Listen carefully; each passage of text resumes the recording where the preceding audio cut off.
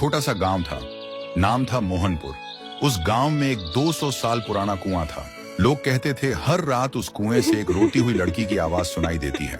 लेकिन एक बात सब लोगों को हैरान कर देती है, मोहनपुर गांव का जो भी लड़का उस कुएं के पास पानी पीने जाता है, वह 2 दिन के अंदर मर जाता है और मरा हुआ शरीर गायब हो जाता है। और एक दिन इसी गांव में एक शहर से अर्जुन नाम का लड़का आता है। अर्जुन वह छुट्टियों में अपने दादाजी से मिलने आए थे। एक दिन अर्जुन गांव के लोगों से सुना है कि वह कुआं बहुत डरावना है और कोई उसके पास नहीं जाता। लेकिन अर्जुन सोचते हैं डर सिर्फ अंधविश्वास है और कुछ भी नहीं। एक दिन धूप में जाते हुए अर्जुन को प्यास लगी और बिना किसी से पूछे वो सीधा उस कुएं से पानी पीने चला गया। तब अचानक से एक लड़की का चेहरा सामने आया। अर्जुन डरा हुआ था और तुरंत वहां से भागकर घर पर चला गया। उस रात उसे नींद नहीं आती। हर समय उसे लगता है कोई उसे देख रहा है और कोई बुला रहा है। अब उसे भी डर लगने लगा था। फिर सुबह अर्जुन ने एक बुजुर्ग से पूछा, चाचा ये कुआं इतना डरावना क्यों है?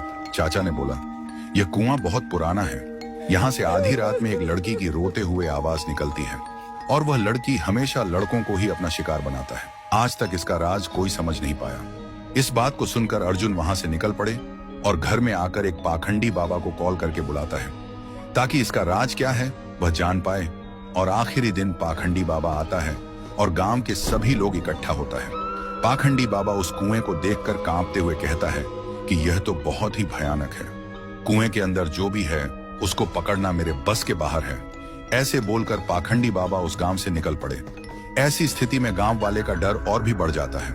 अर्जुन के मन में सवाल उठते हैं कि उस दिन मैंने जो देखा क्या वह मेरा वहम था, और आज तांत्रिक ने क्या देखा जो डर के भाग गया।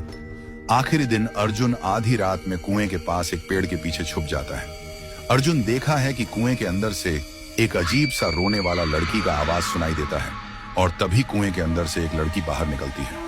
थोड़ी देर बाद एक लड़का गाड़ी लेकर गांव से गुजरता है।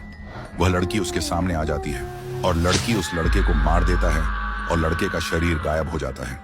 अर्जुन यह सब देखकर हैरान रह जाता है। उसके दिमाग में एक ही सवाल घूमता है कि यह लड़की कौन है जो लड़के को ही अपना शिकार बनाते हैं, लड़कियों को क्यों नहीं? तो दोस्तों, अगर आपको जानना है कि उसे कुएं में वह लड़की कौन था और वह सिर्फ लड़कों को ही क्यों अपना शिकार बनाती है, तो कमेंट करो।